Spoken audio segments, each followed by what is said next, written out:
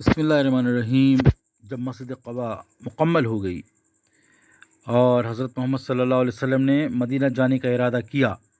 اور اپنی اٹھنی جس کا نام قصوہ تھا سوار ہو کر مدینہ کی طرف روانہ ہو گئے، جب حضرت محمد صلی اللہ علیہ وسلم مدینہ پہنچے تو سارے مسلمان اس شہر کی گلیوں، کوچوں اور بازاروں میں جمع ہو چکے تھے، اور اس میں سے کچھ لوگ پیغمبر اسلام حضرت محمد صلی اللہ علیہ وسلم کی اٹھنی کی طرف جاتے اور اس کی لگام تھام کر یہ درخواست کرتے کہ رسول اللہ صلی اللہ علیہ وسلم ان کے گھر قیام کریں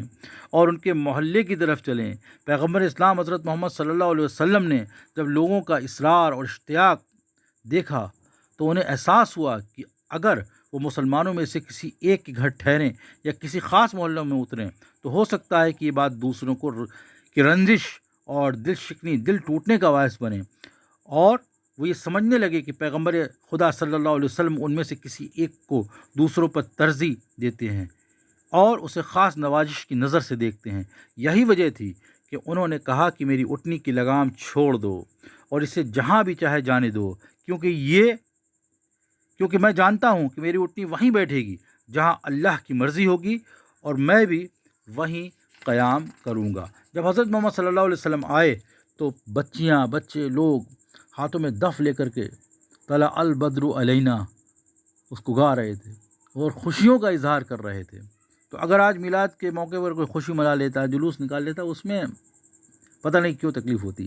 اللہ جان سکتا ہے۔ پیغمبر اسلام حضرت محمد صلی اللہ علیہ وسلم کی اٹھنی قصوہ مدینہ کے کئی محلوں سے گزری اور محلہ نجار میں داخل ہو گئی۔ دور سے ایک سفید عمارت دکھائی دی جسے حضرت محمد صلی اللہ علیہ وسلم نے پہچان لیا اور جان گئے کہ یہ حضرت عبد المطلب کی والدہ کا گھر ہے، جو ہاشم کی جوزہ بیوی تھیں۔ مدینہ کے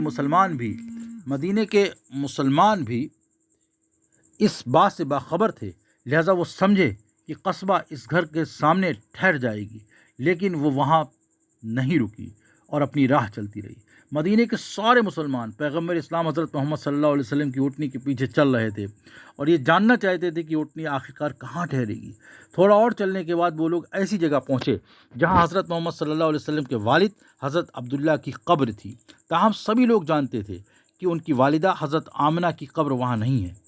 کچھ مسلمانوں کو خیال آیا کہ شاید اٹھنی وہیں ٹھہرے، لیکن قصوہ وہاں بھی نہیں رکی اور اپنی راہ چلتی رہی۔ کچھ دیر کے بعد وہ ایک ایسی جگہ پہنچی جہاں انیسہ نامی ایک خاتون کا گھر تھا۔ اس زمانے میں جب کہ حضرت محمد صلی اللہ علیہ وسلم کی والدہ باقاعدہ حیات تھیں، آپ صلی اللہ علیہ وسلم بھی مدینہ میں رہتے تھے، تو وہ اس وقت انیسہ ایک کم سن بچی تھیں جو آپ کے ساتھ کھیلا کرتی تھیں، لیکن اب وہ ادھیڑ عمر کی عورت سمجھی جاتی تھیں۔ پیغمبر اسلام حضرت محمد صلی اللہ علیہ وسلم کی اٹھنی وہاں بھی نہیں رکی، لیکن وہ اس علاقے سے جو قبیلہ نجار کا مسکن تھا دور بھی نہیں ہوئی۔ آپ صلی اللہ علیہ وسلم نے جب یہ دیکھا کہ اٹھنی اس محلے سے دور نہیں ہو رہی تو انہیں اپنی والدہ اور ان کے خاندان کی یاد آ گئی کیونکہ ان کا شجرہ مادری قبیلہ نجار سے پیوست تھا، اور اگرچہ انہوں نے مکہ میں اپنے جد و اسلاف یعنی پوروجوں سے ناطہ توڑ دیا تھا، تاہم ان کا رابطہ شجرہ مادری سے اب بھی برقرار تھا۔